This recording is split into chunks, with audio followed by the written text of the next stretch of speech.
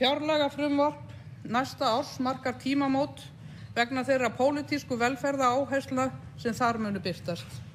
Fjárlagafrumvarpið einnig óræk sönnun þess að ríkisstjórnin hefur á kjörtímabilinu auðnast að koma ríkisrekstrinum á réttan kjöl.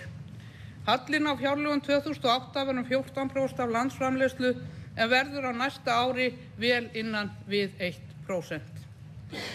Engin ríkisstjórn í hinum vestræna heimi hefur náð slíkum árangri á liðnum árum. Engin. Vegna þessa árangurs höfum við í ár loksins náð því marki að skuldir ríkissjóðs sem hlutfall af landsframleiðslu eru farnar að lækka. Þrátt fyrir þann mikla og góða árangur sem náðst hefur liggur fyrir að efnahagsmálin og ekki síst gjaldmiðlamálin og gjaldeyrishöftin verða meðal mikilvægustu viðfangsefna næstu mánaða og missera.